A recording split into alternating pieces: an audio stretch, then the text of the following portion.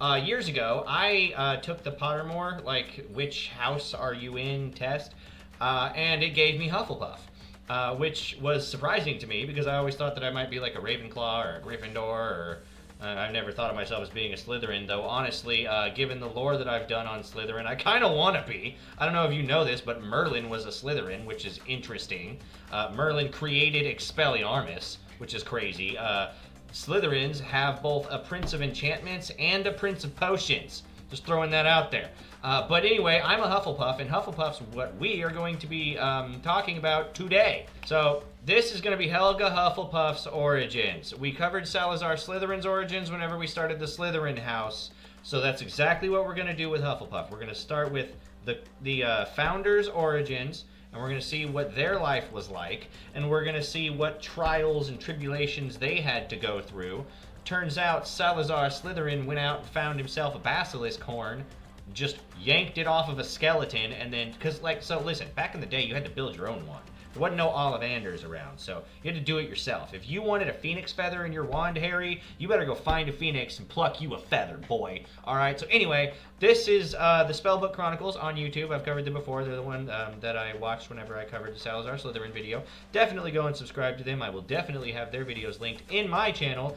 While you're on YouTube, make sure that you subscribe to me. I know that you're on Kick, so make sure that you're following me on there. I know you are, Stormy. Thank you very much. You're the first person I've ever had in the chat. So we're going to look at this, Helga Hufflepuff's origins, from Cup to the Room of Requirement. Ooh, interesting. Oh, I didn't realize she created the Room of Requirement.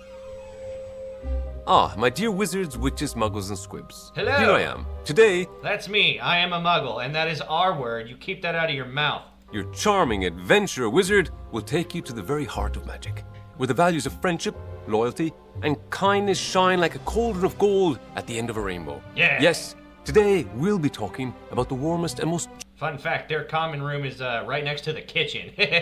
generous of Hogwarts' four founders, the magnificent Helga Hufflepuff. Helga, with her radiant smile and always ready to lend a helping hand, or Yes, really, you're the first person I've ever actually had in my chat. I've never had anyone else before. perhaps a delicious slice of pumpkin tart, is the soul who taught Hogwarts that there's a place for everyone. Quite literally. But don't think she was just a masterful cook, but also an exceptional witch, capable of bringing a smile even to the gloomiest of spirits. And what about her most treasured artifact? The Hufflepuff Cup. An object Yeah, dude. So look, So you joined the stream at the right time. Then we're both Hufflepuffs, and we're going to cover the origins of our founding house member. that went down in history as a symbol of generosity and perseverance. Yet, as with all powerful magical objects, it carried with it an air of mystery, and alas, a dark fate. Let me guess, does it have something to do with a certain pale, flat-nosed wizard and his obsession with Horcruxes? To be fair, he had a nose when he was still alive. Exactly. But for once, let's leave the darkness aside, because today we're talking about Hufflepuff, where hard work, loyalty, and friendship are the true requirements for being welcomed. But before we begin, the usual question: who's your favorite Hufflepuff and why? Let me know in the comments. And now, may today's story begin. You're not allowed to say Cedric Diggory. You have to figure out if there is a different Hufflepuff. There aren't many, but there are.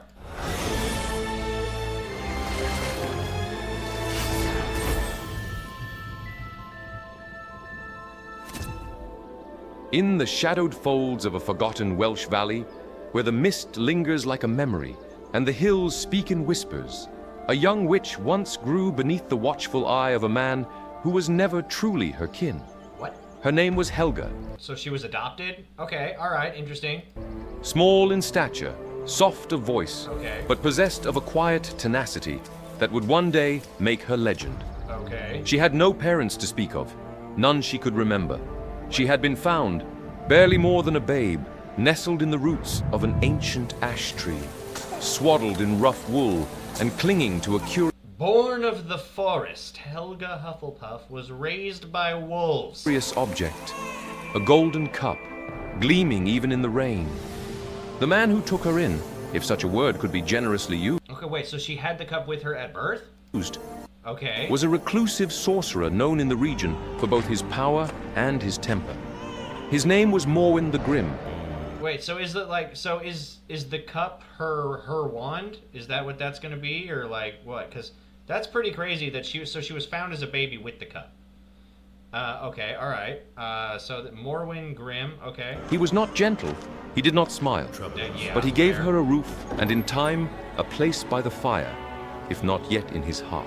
Seems pretty gentle to me if he just took in a random baby he found in the woods. What? Helga watched him closely, Yeah. absorbing his magic like moss drinks in the damp. Absorbing his Hold on, what? Had an instinctive gift for healing.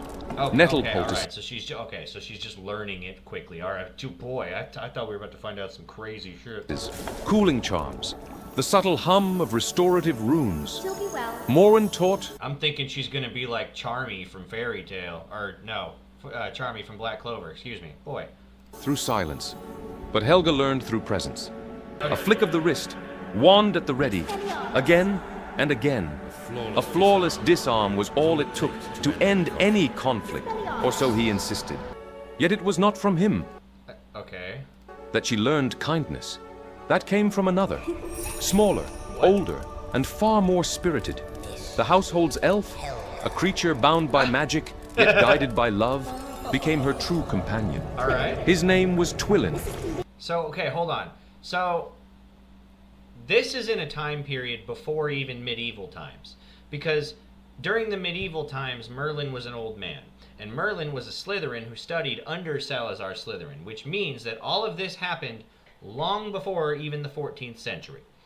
So I'm assuming somewhere around, I don't know, BC sometime, right? Clearly, at least. So how long have house elves been just slaves? Were they created to be slaves? I'm gonna have to do like house elf lore because I want to know whether or not they were like created to be slaves, or if they were just like lesser magical beings and it just worked out that way, or like how did? Because I don't know. Because like Helga Hufflepuff was clearly not the first wizard, neither was like any of the big four, but still. And he was a remarkable cook, by any standard, wizard or muggle. And to Helga, his kitchen was a place of wonder. From him, she inherited a passion for flavor, for warmth, for the alchemy of food shared in good company. Oh no, she's not Charmy, she's Sanji! Ah! More than that, he showed her the quiet dignity of care, of nursing sick creatures back to health, of tending hens as gently as one might cradle an infant bird. With him, she laughed. With him, she learned the kind of magic that cannot be taught by wand alone. And so, beneath grey skies, and in the flickering light of hearth and herb, the girl with the golden cup began to shape the woman she would one day become. Okay, cool. It was on an I afternoon need to learn more about this cup. heavy with stillness, the kind that settles before a storm, that a stranger arrived at the edge of the valley. Cloaked in smoke-grey wool and veiled in whispers, she was known in distant parts as the Pale Witch of Blackbriar. A name spoken with caution, as though the syllables themselves carried ill fortune. Her presence, rare and unsought, stirred the quiet hills like a blade through silk. She came not by chance. She was searching for a child, for a relic, Uh-oh. for something lost that had once belonged to her. It's the cup, isn't it? Or is it the kid? So she believed. The golden cup of Helga. Ah, yeah. The path led her to the crooked door of Morwen the Grim, nestled beneath ivy and thyme. There, in the flickering light of the hearth, she found a girl, small, warm-eyed, with flour on her fingers and kindness in her voice. Good morning. There was a pie cooling on the sill, pumpkin and cinnamon. No, I'm pretty sure this is just the story of Snow White. What's going on here, J.K. Rowling?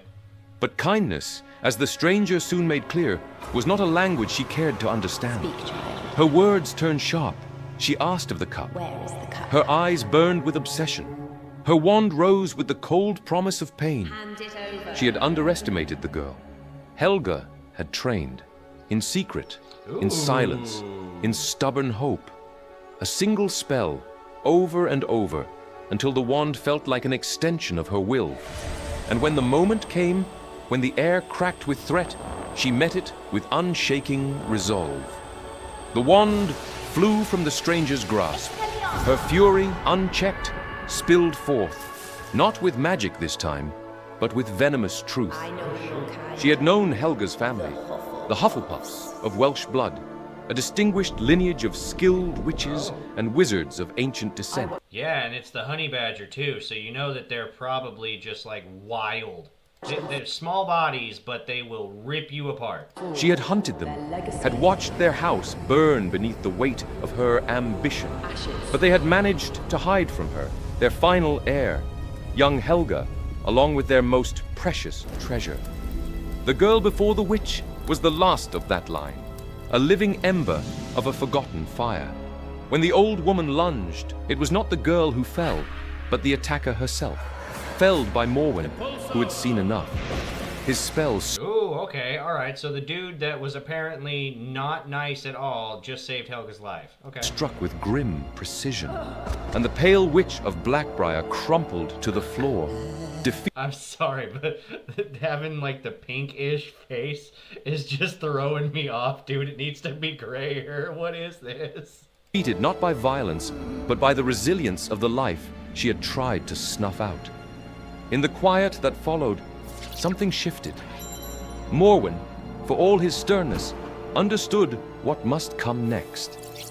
The girl he had found beneath the ash tree was no longer a child of the valley alone. The winds of her past had begun to stir, and with them, a longing for truth, for belonging, Helga, for purpose. my child, She would have to leave. it's time you left. With Twillin at her side, wrapping a parcel of bread and sweet root pies, and Morwen standing silent in the doorway, Helga Hufflepuff stepped beyond the hedgerow path she had always known. Thanks for everything. She carried the golden cup, wrapped in linen, and something far rarer, a sense of who she might become. And also, she took his house elf too, so that. For the briefest moment, the He's an old man. He needs that house elf. heirloom appeared to shimmer. Or was it merely a trick of the light? Her journey had begun, not toward glory nor vengeance, but something gentler and deeper. Understanding of her lineage, of her name, of what it meant to be the last of her house. Boy, the Harry Potter lore goes far deeper than I ever thought it would. Man. And perhaps, in time, the founder of a new... And the more I watch, the more I realize I don't know shit about this series or about this franchise in general, because I don't know anything about Helga Hufflepuff's cup. Apparently, Rowena Ravenclaw's like a thing that, or I think it was Helga or not, whatever, Helen or maybe not Rowena, but like her daughter, her tiara thing that was also a Horcrux. Apparently, that makes you smarter whenever you put it on. I didn't know that, but that's something I learned. So I need to flesh this out a lot more. New one, Helga Hufflepuff, set forth beyond the borders of the valley that had cradled her youth. Her path led her through wild and whispering lands, across the wind-carved moors of Cymru, the rain-soaked woodlands of ancient Albion, and the frost-bitten coasts touched by the long shadows of Viking sails. She followed whispers, fragments, symbols etched into stone and song, traces of a lost house, her house, the house of Hufflepuff. In time, she found it, what remained of it, At last. half buried in earth and moss, far to the north. And at that time, you can just show up and say, "This is my family's house and my family's land. I claim ownership of it." And then that's just how it went, right? The crumbled ruins of a once great dwelling stood silent beneath the stars. Oh, damn. You know, my mom always said if I ever make it big that I have to buy her a castle. And I mean to do it at some point, but I don't know if it'll be something like this. It might have to be something like this if I keep on. Vines crept over its broken arches. Nature had reclaimed what man had left behind. Greetings. But the magic lingered still, old, patient, and sad. You know this place, don't you? There among the stones, she met an old witch. Yes. No name, only presence. Oh, yes. A quiet soul who had outlived her stories, but not forgotten them. Hufflepuff. She spoke of the past in riddles and rhymes, her voice as brittle as frost. If the legends were true, and in those lands, truth often wore the cloak of legend, then the cup Helga carried was no mere heirloom. Oh, it was. It was a Okay. vessel of ancient power, older than the house that once protected it. The cup, if wielded by one who was worthy, could touch the very edges of what magic itself declared impossible. I never imagined this. Many centuries later, these would be named And whoever holds the cup worthy shall possess the power of Helga Hufflepuff. The 5 principal exceptions to Gamp's law of elemental transfiguration. The immutable borders of magic. Food, money, information. Tell me this golden chalice just is going to end up being the Holy Grail, right? Love, and life itself. I wonder, Could the cup truly defy such limits? am I worthy?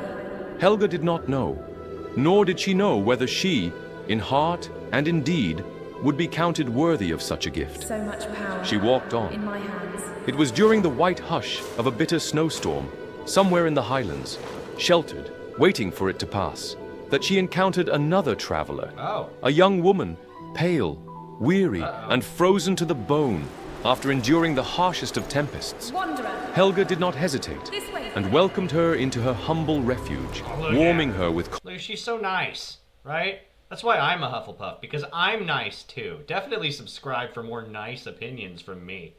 conversation, with her smile, Be my guest. and with a stew of rabbit, onions, and Is this Rowena Ravenclaw? Were they friends before they met up with like the other two? cinnamon, one of the finest recipes the elf Twillin had ever taught her. Let's eat. The woman stirred beneath the fur blanket and opened her eyes, sharp and dark as ravens. My name She said little, is Helga. but the way she looked at Helga spoke volumes. Her name was Rowena, Yeah. a young witch from the ancient lands of Caledonia, a seer, long on the road, long in search of something, I didn't know. just Okay. like Helga. Thank you. And so, in the warmth of the heart, Okay, so not Helga, Rowena Ravenclaw had seer abilities too. Okay, great. Learning things. and the sharp scent of cinnamon, the first thread of a strong and lasting bond, one of those friendships still fondly remembered in the wizarding world, was quietly woven. The two witches, both ambitious, both driven by the desire to better themselves for the good of the wizarding world, and both still hopeful. Yeah, no, I hear you, Stormy. I work in construction, and I have to pull my phone out every 20 minutes or so to skip an ad, and sometimes I'll just let the ad play because it's not worth it to take off a glove and take it out of my pocket just to skip it, put it back in, put the glove back on, and do it. Sometimes it's just not worth it, so I just have to listen to the ad. And you know, sometimes those ads can go for a while, which is not good. Despite the growing bitterness toward muggles in those dark times, chose to journey together, to protect one another, to learn from each other, and to pursue their goals side by side, as friends and as sisters. The prodigious pair, whose fame had already begun to echo across the Isle, could not yet know that their travels were nearing their end, for something far greater than either of them could imagine.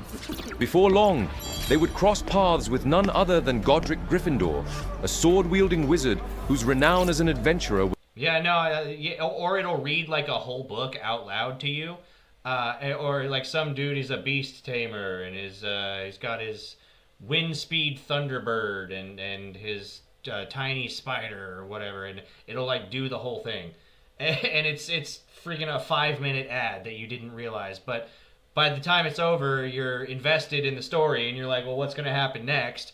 And you're trying to find out what the story is, and you can't because it's going to make you download another app. Already nearing legend, and Yeah, those AI web stories, yeah. shortly thereafter, with Salazar Slytherin, a Parselmouth and sorcerer of extraordinary skill, who had traveled across the known world. Join us? A better world, a world of balance, a world of peace. Yes.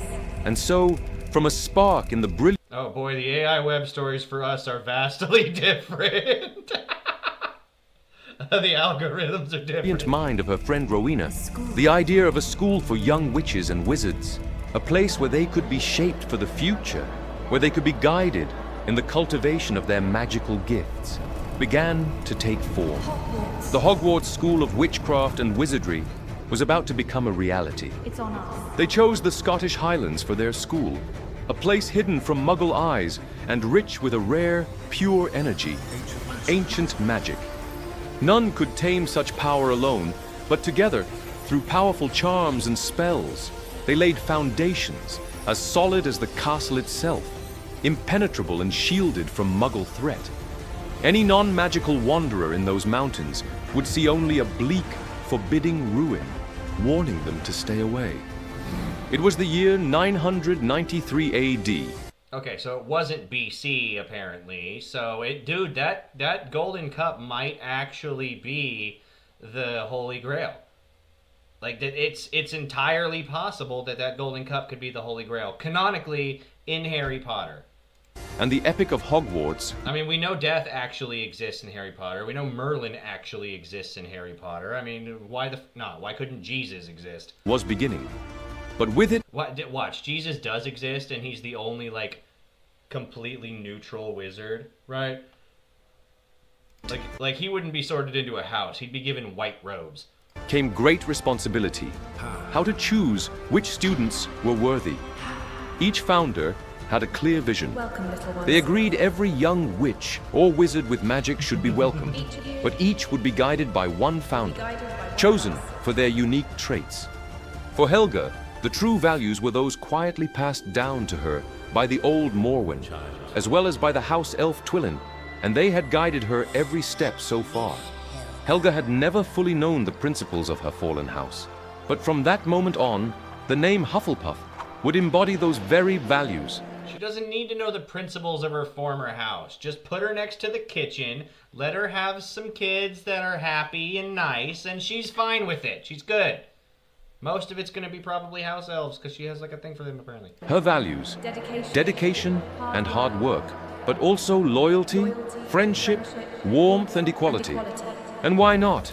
A love for the smallest things. The everyday details often dismissed as irrelevant by greater wizards. Morning chatter at first light, sharing a slice of rhubarb tart and a glass of fresh milk before setting off to... What about second breakfast? What about 11sies? Luncheon? Afternoon tea? Dinner? Supper? work. This was Hufflepuff. Despite Salazar's stern belief that magic was a gift and honor reserved only for purebloods, Helga fought fiercely from the start, supported by Rowena and Godric, to welcome into the school anyone capable of wielding magic. Pureblood, half-blood, or muggle-born. What did it matter? They were just words, barriers the world used to divide. Hogwarts was built to unite. For that reason, Helga also chose... All right, I got a question for you, Stormy. So, whenever you go to Hogwarts, you get to choose between an owl, a cat, or a toad. Which one would you choose, and why is it not Toad? chose to welcome any house elf who needed a place where they could feel valued, a place to call home. After all, who better than them in the kitchens? House elves loved to cook. How is it? For them, creating something good for others, bringing a smile to their faces, was a daily commitment. Good. And so, from the very early days of the school, Helga and the house elves enlivened the castle's kitchens, crafting dishes so delicious that they are still served to students today. Roast pork ribs with honey and mustard, wild chicken pie with pumpkin, red onions and chestnuts, potato bread with wildflowers, and much more. In its early years, Hogwarts flourished, its renown spreading across Europe. But even Helga knew that unity was fragile, that one day bonds might fray, and the warmth of shared purpose be swallowed by silence. As time passed, old conflicts, long buried for the sake of the school, began to resurface. Yeah, like, so an owl or a cat is really, like, just the best choice, right? But, I don't know, I think I might go with an owl, though a cat, I think, it's 50-50 for me, honestly. Like, whatever I'm feeling like at the time whenever I walk into the store to get it. Ah, there you are, my beloved viewers. Fear not, I'll be quicker than a gold... Also, that's fair. I mean, the owl can be good at multiple things, but yeah, delivering messages is probably the main one. Golden snitch. First of all, I want to thank you all for being here for this episode of the Spellbook Chronicles. And if you think Quentin Pendragon is charming enough to deserve your generous support, you might consider leaving a like. And I highly recommend subscribing to the channel too. Click Ever definitely go fiercer and subscribe, disputes. yeah. All right. Salazar's bitterness growing towards anyone with the faintest muggle connection. While Godric... Yeah, ingredients you may or may not even want. You'll just wake up one day and there'll be some rat bones on your doorstep, and it's like, hey, I mean, I did need the spine of a rat for this specific potion, so I guess thank you. But still. Increasingly yearned to draw his wand and settle matters with dueling fire. Something was shifting beneath the surface. The dream of love and brotherhood suddenly seemed fragile, delicate, as though it might shatter with the slightest provocation. Helga, reflecting on her own past, understood simply that this, too, must be accepted. It was a natural part of life itself. And so, for the first time since she was a child, the Hufflepuff cup began to glow once more, Curious. ready to bestow its magical essence upon its worthy bearer. Very curious. What followed is shrouded in mystery. There are no concrete proofs, only whispers. For many, it remains a legend. Yet, according to the studies of numerous magical historians, there exists a chamber deep within the heart of Hogwarts. A secret room. The Room of Requirement, as it came to be known. Also called the Come and Go Room. Hidden away on the 7th floor, in the left corridor of the castle, opposite a tapestry depicting Barnabas the Barmy's ill-fated attempt Oh, Jesus. Who is that? to teach trolls ballet. The entrance appeared only Okay. when someone was in great need. This room possessed a singular power. It could provide or transform itself into whatever a witch or wizard required at that precise moment. To enter, one had only to walk past it 3 times whilst concentrating on their need, and the door would reveal itself. Okay. True to its name, the Room of Requirement was a sanctuary of possibility, morphing to meet the needs of those who sought it. Many believe this chamber to be Helga's true legacy to the school and its students. A place forged from the very magic and power of her cup. A place that transcended the limits of magic. I don't like that she didn't go like more into how powerful that cup is. I feel like if I was born and I had this cup with me and I found out that it was magical in some way and like started to glow whenever I did something right, I would want to know everything about this cup that is clearly just the Holy Grail. Itself, one that only the rightful bearer of the Hufflepuff cup could bring forth. A refuge for all who simply needed help. A haven that would stand unwavering, no matter how fierce the storms outside. Yeah. In the And they're right next to the kitchen, so hey. end, it was not just the magic of the cup or the strength of its bearer that mattered, but the quiet conviction that even in a world divided. Well, so I like the fact that you actually have to walk by it 3 times while concentrating on the thing that frustrates you, because that gives me a reason why it was never found until Neville was walking past it. Now, that doesn't mean I don't believe that Dumbledore knew exactly where that was, because I feel like he did. But most people, this is a high school, so if a kid does walk by it, and they're thinking about a specific problem, it's unlikely that they're going to be pacing back and forth wherever that door happens to be, because it's just in like a random hallway somewhere. And it's unlikely that it'll be the same kid that walks by it without anyone else walking by it. So like I imagine if Neville were to walk past it and then someone else was to walk past it having some sort of problem in their head, it would reset the counter, right? So it had to be 3 specific times by the same person with the same problem, and then it would appear with whatever you happen to need. So like when Ron said, so if you really need like a toilet, yeah, that would be the general idea if you paced back and forth in front of the door thinking about needing a toilet. Kindness and sanctuary remain the truest forms of power. Yeah, it would be super cool if she made a book about the ancient lore. I don't know if she did, but maybe. Quentin. Oh. And here we are at the end, my loyal friends. As today's story reminds us, remember, it doesn't matter which house represents you. Each of us can carry a little bit of Helga Hufflepuff in our hearts, sharing kindness, I haven't seen Leaflet's video. Is it good? and why not a meal cooked with love, and perhaps an anti-diabetes potion. Links to all of my stuff are in the descriptions of all of my videos. If you are watching me on Kick, please follow me. That would be super cool. And I will see you guys at 8 p.m. on Sunday. Bye.